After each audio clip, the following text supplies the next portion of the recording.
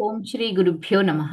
అందరికీ నమస్కారం. ఒక యోగి ఆత్మకథలో పరమహంస యోగానంద గారి యొక్క ఆధ్యాత్మిక జీవిత విశేషాలు ఎన్నో తెలుసుకున్నామండి.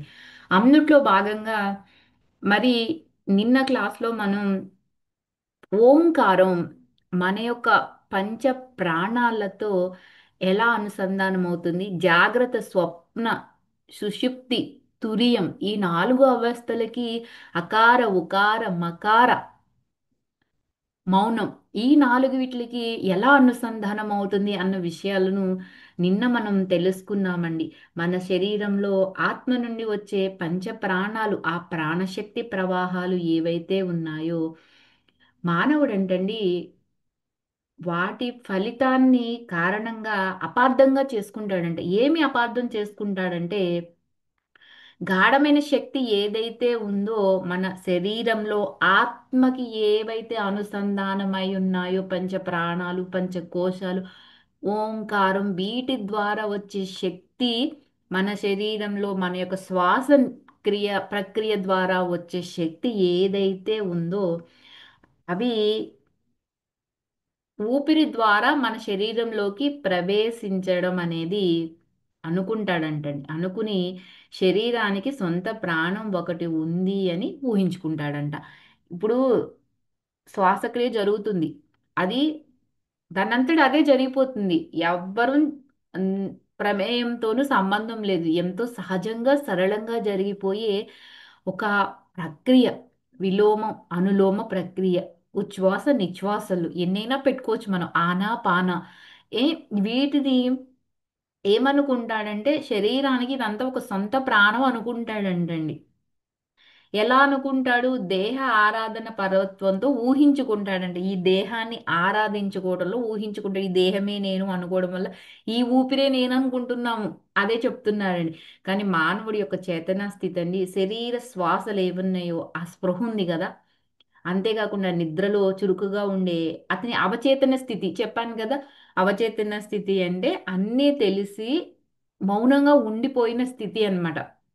ఆ స్థితి శరీర శ్వాసలు ఏవైతే ఉన్నాయో వాటి నుంచి మానసికంగాను తాత్కాలికంగాను కలిగే ఒక వేర్పాటు ఉందంటండి. దానితో ముడిపడి ఉంది అని చెప్తున్నారు.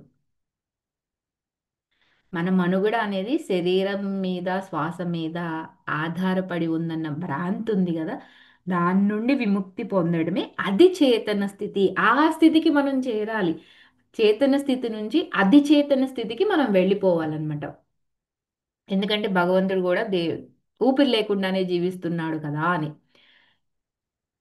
ఈ ఊపిరి లేని స్థితిలోనే మొట్టమొదటిసారిగా ఆత్మ అండి, ఏ మనిషిలో అయితే ఉందో ఆత్మ తన ఉనికిని తాను తెలుసుకుంటుందంట. అది ఎలా అంటే పరిమాణాత్మక కర్మలు ఉంటాయండి మనకి.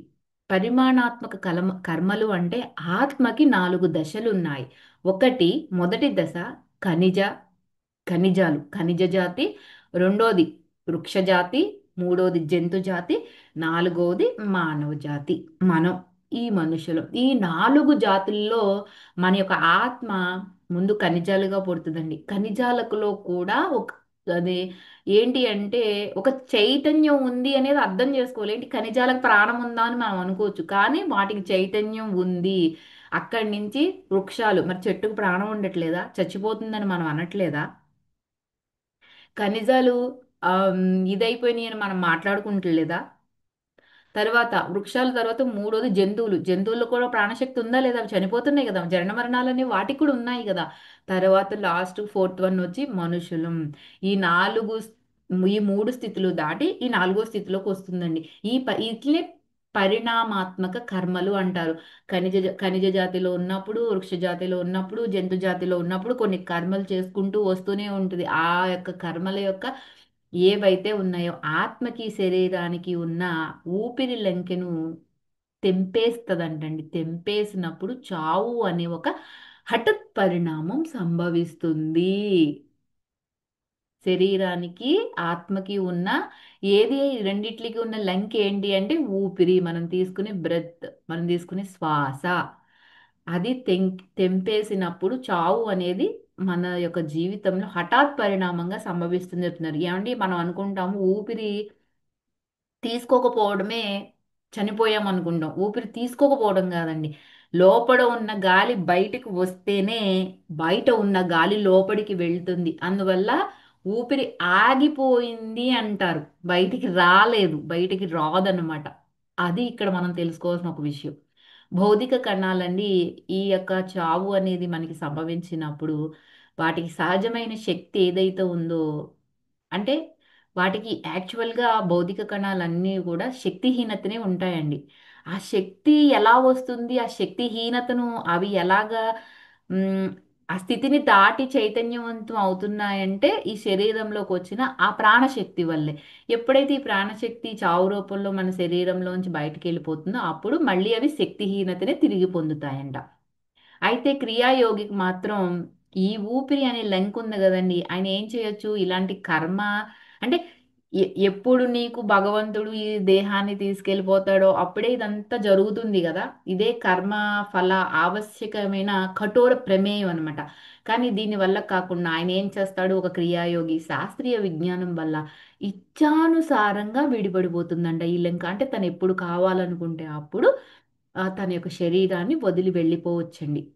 యథార్థ అనుభవం ద్వారా యోగి వస్తుతహానండి తను శరీరం కాదన్న విషయాన్ని ముందే ఎరిగి ఉంటాడు. నేను శరీరం కాదు, నేను ఆత్మని, నేను ఆత్మస్వరూపుణ్ణి, ఆ భగవంతుడి స్వరూపుణ్ణి అని తెలుసుకుంటాడు కదండి క్రియాయోగి. ఏ యోగైనా కూడా తెలుసుకునే ఉంటాడండి. ఎందుకంటే తను అక్కడ సత్తు చిత్తు ఆనందాలు ఉన్నదేంటి లేనిదేంటి అన్నది తను ఆమ్, ఒక ఉమ్, విచారణ చేస్తాడు. విచారణ వల్ల తనకి తెలుస్తుంది, నేను ఈ దేహాన్ని కాదు, ఈ పేరు నాది కాదు, ఈ బంధాలు కాదు, నేను ఆత్మస్వరూపాన్ని అని తెలుసుకుంటాడనమాట. అది ఇక్కడ చెప్తున్నారండి. ఎప్పుడైతే తన శరీరం కాదన్న విషయం ముందే తనకు తెలిసి ఉంటుంది కదా, భౌతిక దేహం మీద భరోసా ఉంచడంలో మనిషి ఏమవుతున్నాడంటే పొరపాడుతున్నాడండి. ఏం పని పొరపాడుతున్నాడంటే మృత్యుదేవత ప్రత్యేకించి ఆ అతనికి ఏమి వేలెత్తి చూపక్కర్లేదు అంటున్నారు. ఎందుకు అంటే ఈ దేహం నేది అనుకుంటున్నాం కాబట్టి మరణం అంటే భయపడుతున్నాము. జన్మ తర్వాత జన్మ చొప్పున ప్రతి మనిషి కూడా తన యొక్క దైవత్వ లక్ష్యం ఏదైతే ఉందో దాని వైపు సాగుతూనే ఉంటాడంట. అంటే ఈ జన్మలో సాధించకపోయినా మళ్ళీ జన్మెత్తి అక్కడైనా సాధిద్దాం అనుకుంటాడనమాట. అతని నడక ఎంత అడ్డదిడ్డంగా ఉన్నా కూడానండి, అతని పద్ధతిలో అతను నడుస్తాడంట.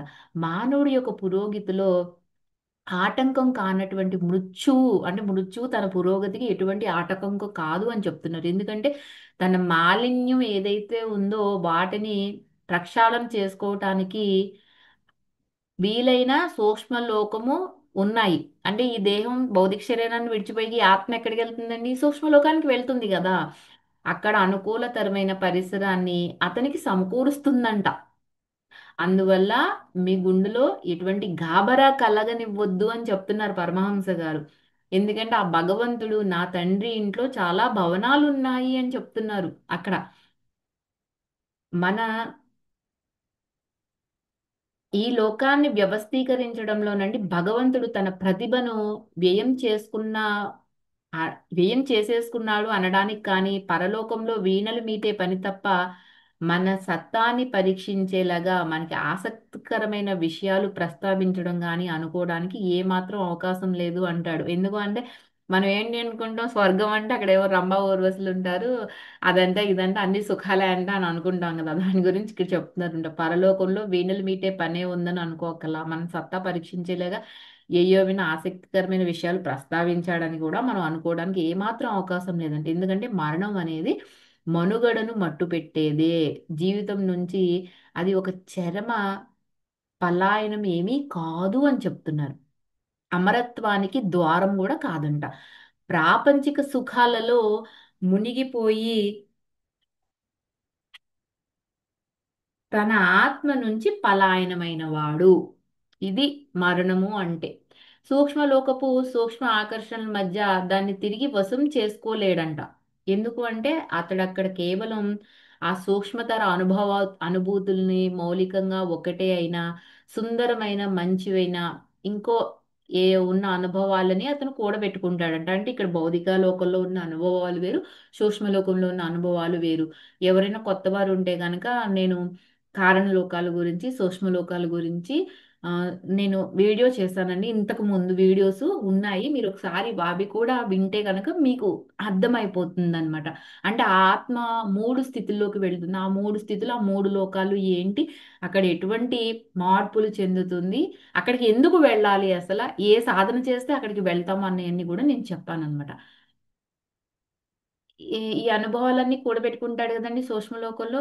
సంఘర్షించే ఆ మానవుడు అంటే అండి, ఈ స్థూల ప్రపంచమన ఈ దాగర మీదే ఆధ్యాత్మిక అభిన్నత అనే అక్షయ సువర్ణాన్ని సుత్తితో సాగొట్టుకోవాలంట. అంటే ఈ భౌతిక లోకంలో ఉన్నప్పుడే ఈ స్థూల ప్రపంచం, ఇదే స్థూల శరీరం అంటాం కదండి, ఇదనమాట. ఈ స్థూల ప్రపంచంలో ఉన్నప్పుడు ఏం చేయాలంటే ఆధ్యాత్మిక అభిన్నత అనేది ఒక అక్షయ సువర్ణాన్ని, అంటే నేను ఆధ్యాత్మికంగా ఎదగాలి అని, అక్షయము అని ఎందుకు అంటున్నారంటే అది క్షయం కానిది, దానికి నాశనం లేనటువంటి ఒక సువర్ణాన్ని, ఒక బంగారాన్ని మనం సుత్తితో సాగగొట్టుకుంటూ ఉండాలంట.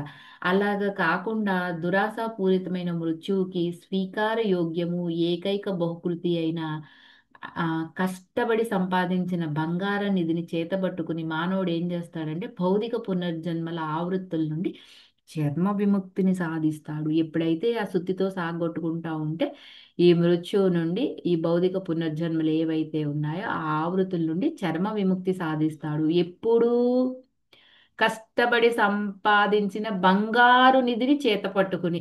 కష్టపడి సంపాదించిన బంగారు నిధి అంటే ఏంటి? ఆధ్యాత్మికంగా నువ్వు ఎటువంటి సాధన అయితే చేసావో అదే నిధి. ఈ జన్మలో ఆ నిధిని పట్టుకున్న వాడికే ఈ పునర్జన్మల ఆవృత్తులు, అంటే ఈ జనన మరణాల చక్రాల నుండి చర్మ విముక్తి, ఇంకా చివరగా ఇంక విముక్తి అయిపోయాడు. మళ్ళీ పుట్టడాలు చనిపోవడాలు ఏమీ ఉండవు ఇంకా సూక్ష్మలోకాలకి, ఆ పైన ఆ మహాలోకాలన్నిటికి వెళ్ళిపోతాడనమాట ఆత్మ. చాలా కాలం పాటు పరమహంస గారండి పతాంజలి యోగ సూత్రాలను హిందూ దర్శన శాస్త్రానికి సంబంధించిన గూఢార్థమైన ఇతర గ్రంథాలను బోధించడానికి ఎన్స్నీటస్ లో, వీళ్ళకి ఆశ్రమం ఉంది కదండి లాస్ ఏంజిల్లో, అక్కడ తరగతులని ప్రారంభించేవారంట. పతంజలి యోగ సూత్రాల గురించి ఒక్కసారి తెలుసుకుందామండి. పతంజలి యోగ సూత్రాలు అంటే మనకి పతంజలి మహర్షి, ఆయన ఒక ఋషి అండి. ఎన్నో సంవత్సరాల కిందట మనకి ఆయన యోగ సూత్రాలను ఇచ్చారండి. ఆయన ఒక యోగ శాస్త్ర గ్రంథాన్నే రచించాడు. ఇతను ఆయన రచించిన ఆ గ్రంథం ఏం చేస్తుందంటే మనిషి యొక్క మనస్సుని ఎలా నియంత్రించుకోవాలి, ఆత్మని ఎలా శుద్ధి చేసుకోవాలి, సమాధి స్థితి పొందటానికి ఎటువంటి మార్గాలు కావాలి అన్న విషయాలన్నీ కూడా మనకి అక్కడ తెలియజేయబడుతుందన్నమాట. సరళంగా చెప్పాలంటే యోగం ఎలా జీవన విధానంగా మారాలి, మన డైలీ జీవితంలో యోగాన్ని మనం ఎలా ఆచరణలోకి తెచ్చుకోవాలి అనే ప్రశ్నకే సమాధానమే ఈ పతాంజలి యోగ సూత్రాలు అన్నమాట. ముఖ్యంగా ఈయన చెప్పింది ఏంటంటే యోగ చిత్తవృత్తి నిరోధ. అంటే యోగము అంటే ఒక సాధన అన్నమాట. మనసులో వచ్చే ఆలోచనల్ని అల్లకల్లోలాన్ని ఆపడమే యోగం. యోగం అంటే కలయిక. ఇదైతే ఇక్కడ మనకి దేనికి కలయిక అంటే మన మనసుని ప్రశాంతంగా నియంత్రణలో ఉన్నప్పుడు మన నిజమైన ఆత్మని తెలుసుకుంటాం అనమాట. ఈయన చెప్పిన యోగ సూత్రాల్లో ఆ 4 పాదాలు అంటారు. ఒకటి సమాధి పాదం, 2 సాధనా పాదం, 3 విభూతి పాదం, 4 కైవల్య పాదం. ఆ, సమాధి పాదం అంటే ధ్యానం, సమాధి, ఆత్మానుభూతి, వీటి గురించి మనకి వివరిస్తుందండి. సాధనా పాదం అంటే యోగము సాధన ఎలా చేయాలో చెప్తుంది. అంటే అభ్యాసం గురించి, వైరాగ్యాల గురించి. అభ్యాసము అంటే ఆత్మ గురించి తెలుసుకోవటమే అభ్యాసం. తెలుసుకున్నాక ఏమి వదిలేయాలి. వైరాగ్యం అంటే ఏంటి? దేని మీద ఇష్టత లేకుండా ఉండడం అనమాట.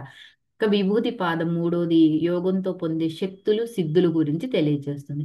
ఇంకా చివరికి వచ్చిన నాలుగోది కైవల్యము అంటే మోక్ష స్థితి, అంటే జన్మ మరణ బంధాల నుండి విముక్తి కలగడం. ఇవే అంతేకాకుండా ఈ 4 పాదాల్లో అష్టాంగ యోగం అని కూడా మనకి చెప్పారండి. అష్ట అంటే 8, అంటే పతంజలి గారు మనకు ఒక 8 మెట్లు ఇచ్చారు.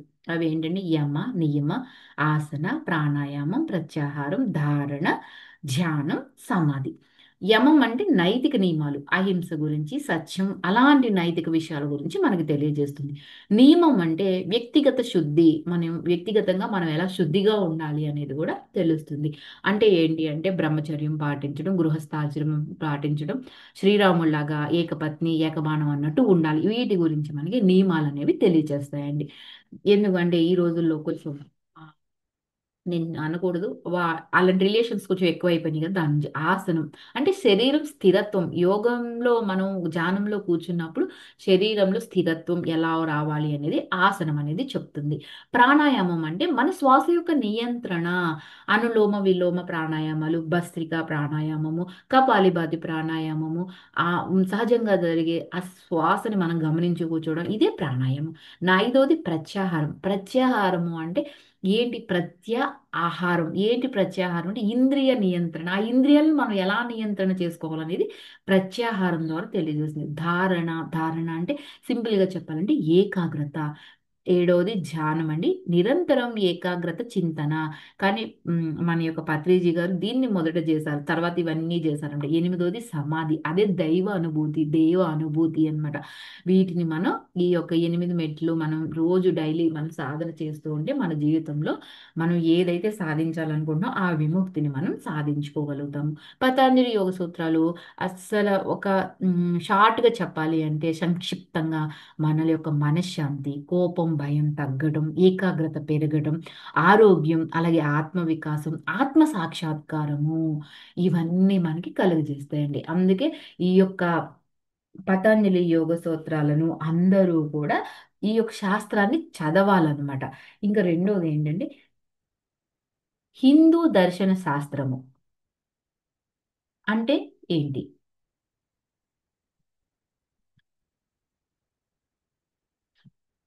వీటికి సంబంధించిన గోడ అర్థాలని ఆయన పరమహంస గారు ఫారెన్ లో తరగతులు నిర్వహించారంట. హిందూ దర్శన శాస్త్రము అంటే దర్శనం అంటే ఏంటండి? చూడటం కాదు. సత్యాన్ని ప్రత్యక్షంగా అనుభవించడం. దర్శనం అంటే ఎవరిమైనా ఏమనుకుంటున్నా చూడటం, మనం దర్శించుకోవడం, కనబడటం అంటారు కదా.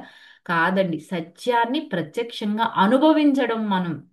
హిందూ ధర్మశాస్త్రం అంటే మనిషి ఎవ్వరు, అసలు ఈ జీవితం ఎందుకు, ఈ జన్మ జన్మ పుట్టడం ఎందుకు, చనిపోవడం ఎందుకు, అసలు ఆత్మ అంటే ఏంటి, దేవుడు అంటే ఎవరు అన్న ప్రశ్నలకి తర్కము ప్లస్ అనుభవం ఆధారంగా సమాధానం చెప్పే ఒక జ్ఞాన శాస్త్రం అండి.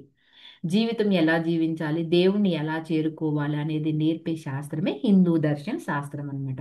ఈ హిందూ దర్శన శాస్త్రానికి మూల గ్రంథాలు ఏంటంటే 4 వేదాలు. 4 వేదాలు అంటే మళ్ళీ నేను ఆర్డర్లో చెప్పలేదని నన్ను అనుకోవద్దండి. యజుర్వేదము, సామవేదము, ఋగ్వేదము, అధర్వణ వేదము ఇవి ఉన్నాయి కదా ఆ వేదాలు. ఉపనిషత్తులు, ఎన్నో ఉపనిషత్తులు ఉన్న ఆఖరికి దశ ఉపనిషత్తులు అంటే కేన, ప్రశ్న, ముండక, బృహదారణ్యకం అవి ఉన్నాయి కదండి. తైత్రేయం, ఐత్రేయం ఇవి ఉన్నాయి కదా ఆ ఉపనిషత్తులు. భగవద్గీత మనకి తెలిసిందే. బ్రహ్మ సూత్రాలు ఇది మనకి తెలిసిందే. పతాంజలి యోగ సూత్రాలు ఇప్పుడు మనం తెలుసుకున్నాం కదండి. ఇవన్నమాట. ఇవన్నీ కూడా హిందూ దర్శన శాస్త్రానికి మూల గ్రంథాలు అనమాట. హిందూ దర్శన శాస్త్రాల్లో మనకి షడ్ దర్శనాలు ఉన్నాయి. అవే 6. షట్ అంటే 6 అనమాట. అవి ఏంటంటే ఒకటి సాంఖ్య దర్శనం. అంటే సాంఖ్య దర్శనం అంటే ప్రకృతి పురుషుడు వేరు అని చెప్తుంది అనమాట. రెండోది యోగ దర్శనం. మనసు నియంత్రణ ద్వారా ఆత్మ జ్ఞానాన్ని ఎలా సంపాదించుకోవాలో యోగ దర్శనం చెప్తుంది.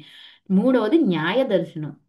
ఇది తర్కం ద్వారా సత్యాన్ని ఎలా అన్వేషించాలి అనేది తెలియజేస్తుంది. నాలుగోది వైశేషిక దర్శనం. ఇది సృష్టిని అణువులుగా విశ్లేషిస్తుంది. మన శరీరంలో ప్రోటాన్స్, న్యూట్రాన్స్ ఇవన్నీ ఉన్నాయి కదా, మనకు తెలుసు కదా. అణువులు, పరమాణువులు, కణాలు మన శరీరంలో ఉన్నాయి కదండి. వీటి గురించి ఈ యొక్క వైశేషిక దర్శనం మనకి తెలియజేస్తుంది. పూర్వ మీమాంస ఐదోది. ఇది కర్మ గురించి, యజ్ఞాల యొక్క ప్రాముఖ్యత గురించి తెలుసు. నువ్వు కర్మ ఎందుకు చేయాలనేది కూడా ఇక్కడే తెలుస్తుందండి. ఉత్తర మీమాంస అంటే ఆరోది వేదాంతం. వేదాంతం వేద ప్లస్ అంతం వేదాంతం. చివరికి ఏమని చెప్తుందంటే ఆత్మ బ్రహ్మ ఒక్కటే అని మనకి చెప్తుందన్నమాట. ఇవి మన యొక్క షడ్ దర్శనాలు హిందూ దర్శన శాస్త్రంలో. ఈ హిందూ దర్శన శాస్త్రం యొక్క లక్ష్యం ఏంటి అంటే మోక్షాన్ని సాధించడం, ఆత్మ సాక్షాత్కారంతో రావడం, అజ్ఞానాన్ని తొలగించడం, శాశ్వత సత్యాన్ని అనుభవించడం. ఇది హిందూ దర్శన శాస్త్రం యొక్క ముఖ్యమైన లక్షణాలు. ఒక్క లైన్లో క్లుప్తంగా చెప్పాలి అంటే హిందూ దర్శన శాస్త్రం అనేది దేవుణ్ణి నమ్ముకుని మాత్రమే కాకుండా దేవుణ్ణి అనుభవించమని నేర్పే శాస్త్రం అండి. కృష్ణుడు చెప్పాడు కదా, కర్మ చెయ్యి, ఫలితాన్ని ఆశించకు, అది నా భుజాల మీద నేను వేసుకుంటాను, నువ్వు ఫలాసక్తుడివై చేస్తే ఏమీ ఉండదు. నువ్వు దేవుణ్ణి నమ్ముకుని ఉండడం కాదు, దేవుణ్ణి అనుభవించడం అంటే ఏంటంటే దేవుళ్ళో ఎటువంటి లక్షణాలు అయితే ఉన్నాయో ఆ లక్షణాలు మనలోకి రావాలి. అదే ఎలా అనుభవించాలి అని నేర్పే శాస్త్రమే హిందూ దర్శన శాస్త్రం అండి. వీటికి మరి ఇంత నిగూఢమైన విషయాలకి ఎంతో గూఢ అర్థమైన ఇతర గ్రంథాలను బోధించడానికి అక్కడ స్పెషల్గా క్లాసులు నిర్వహించేవారంట పరమహంస యోగానంద గారు. దేవుడైన దేవుడు అసలు ఆత్మని శరీరాన్ని ఎందుకు కలపాలి అంటూ ఒకనాడు సాయంత్రం ఈయన నిర్వహించే క్లాసులో ఒక విద్యార్థి అడిగాడంటండి. దేవుడు అసలు ఆత్మని శరీరాన్ని ఎందుకు కలపాలన్న విషయాన్ని రేపటి క్లాస్లో తెలుసుకుందామండి. అందరికీ థ్యాంక్ యూ. నన్ను ఎంతో ఆదరిస్తూ ముందుకు నడుపుతున్నారు. చక్కగా లైక్ చేయండి, షేర్ చేయండి, మీ విలువైన అభిప్రాయాలను కూడా తెలియచేయండి. థ్యాంక్ యూ అండి. Thank you for watching.